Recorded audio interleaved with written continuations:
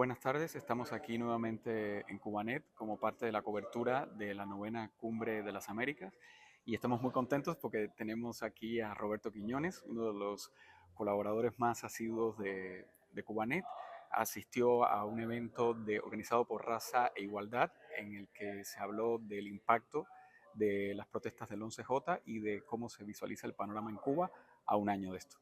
Roberto, cuéntanos cómo te sentiste tú, cómo te sentiste al participar en este evento y cómo ves Cuba a un año del 11J. Bueno, yo me sentí muy bien y agradezco mucho esta invitación porque cuando estoy en un lugar donde puedo hablar de Cuba, no estoy hablando de mí, estoy hablando de la situación de mi patria y aprovecho todos esos momentos para denunciar la triste situación que persiste en nuestro país debido a la persistencia de esta dictadura que tiene más de 60 años. Me parece que después de lo ocurrido en el 11 de julio del año pasado, no hay más, digamos, complacencia ante la hipocresía de determinados gobiernos de este continente y del mundo para con una dictadura que ha demostrado su verdadero rostro y que ha demostrado que es totalmente incongruente incluso con el cumplimiento de sus propias leyes.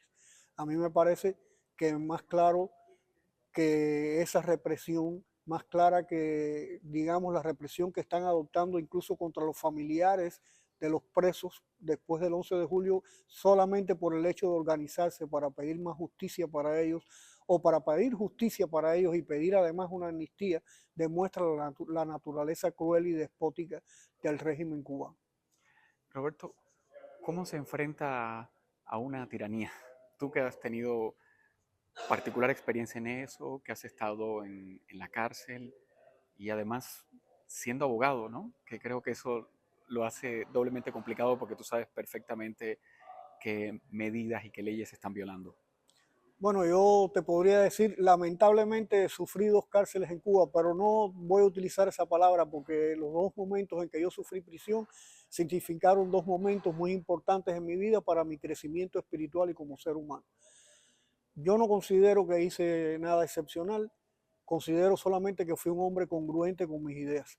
Y precisamente yo creo que en la congruencia de todo ser humano, en encontrarle un sentido a su vida y un sentido que sea honorable, un sentido que sea digno, creo que esas son acciones que contribuyen al fortalecimiento espiritual de los seres humanos y que ninguna dictadura puede llegar a destruir eso cuando se trata de convicciones realmente profundas. Sorprende de pronto verte hablar con tanta tranquilidad, ¿no? Con tanta vehemencia y de situaciones muy difíciles, ¿no? Y más también para los cubanos que estamos más bien acostumbrados a hablar fuerte, ¿no? Y que en este sentido de pronto en la lucha contra la dictadura también se requiere hablar fuerte, ¿no? ¿Has sido siempre así tú? O enfrentar a la dictadura es algo que te ha acentuado esa manera de cómo ver el mundo? Mira, yo te confieso que yo soy un hombre muy sencillo, un hombre que ama mucho el silencio, un hombre que su vida transcurre entre libros, leyendo noticias. Es decir, yo no, para nada me gusta la publicidad ni la notoriedad. Yo tengo 64 años de edad y lo que quisiera es ver a mi pueblo unido, a mi pueblo confraternizando, no a mi pueblo dividido como está ahora. Yo creo que Cuba es de todos, de los comunistas y de los que no son comunistas. Yo no le deseo mal a ningún comunista. Desde mi posición de cristiano, yo le deseo a los comunistas lo mismo que quiero para mí. Y lo que yo quiero para mí es paz, tranquilidad, que se respeten los derechos humanos míos como de los cubanos que no están de acuerdo con el régimen comunista y que todo se resuelva en un ambiente de civilidad. Ese ambiente de civilidad es el que no propician los actuales dirigentes cubanos ni los que los precedieron, porque ellos han impuesto un sistema de gobierno en Cuba que es totalmente ilegal, que no cuenta con el apoyo del pueblo en votaciones democráticas y multipartidistas, que fue la promesa que Fidel Castro le hizo al pueblo de Cuba, restablecer la constitución de 1940 y restablecer la democracia. Traicionó esos postulados e impuso un régimen que es diametralmente opuesto a la doctrina de José Martí y han tenido hasta la desvergüenza de identificar en la Constitución a la ideología marxista-leninista con el pensamiento martiano, cuando no hay nada más incongruente. Son dos antípodas realmente. Cuando tú estabas en Cuba, ¿cómo era la relación de pronto con algunos vecinos comunistas que pudieras tener? Si es que había, porque a lo mejor ya ni siquiera tenías vecinos comunistas, ¿no? Pero ¿cómo era ese vínculo tú con ellos, ¿no? Porque pienso que es complicadísima la cotidianidad. Mira, es muy difícil la situación en Cuba. Sí, claro que tenía vecinos comunistas y a lo mejor algunos de esos vecinos eran los que informaban sobre mí. Todo eso puede estar dentro del campo de las posibilidades. Certezas no las tengo. La certeza que tengo es, y está feo que yo lo diga, pero te lo voy a decir, es que fui un hombre muy querido en mi barrio.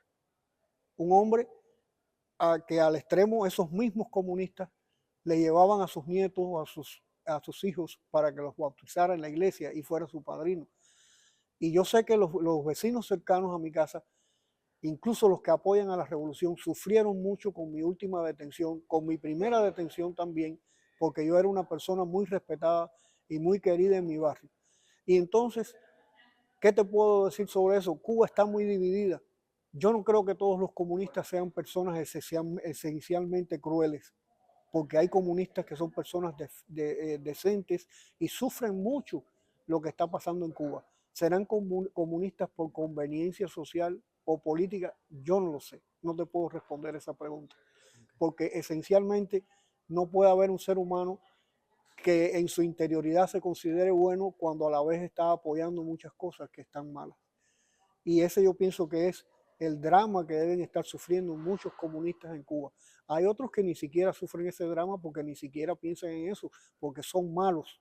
Hay seres humanos malos y hay seres humanos buenos. Y entonces esa situación que ha persistido en Cuba por mucho tiempo es la que ha provocado esa división. Pero en el fondo del pueblo cubano, yo estoy seguro de que late un espíritu inquebrantable de fraternidad.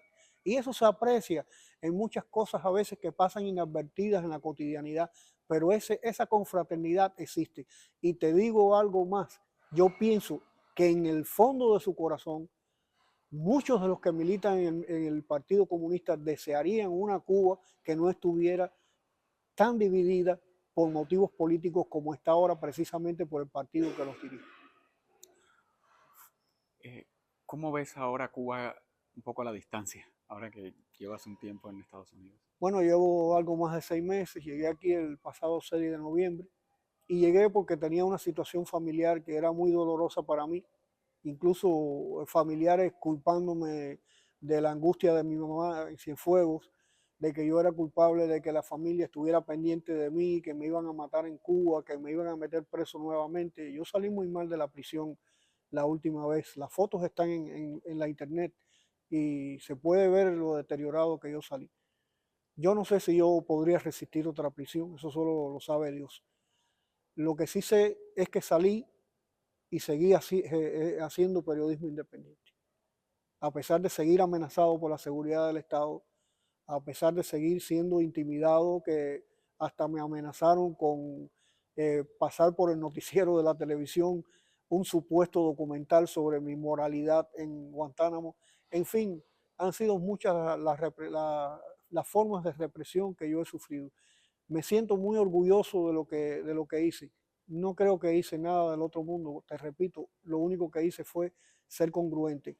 Estoy muy admirado cuando en el día de hoy he compartido con mujeres como Carolina Barrero, como las muchachas que estaban al lado mío, que a esas sí las admiro mucho, porque siendo mujeres han hecho cosas que muchos hombres en Cuba ni siquiera se han atrevido a hacer.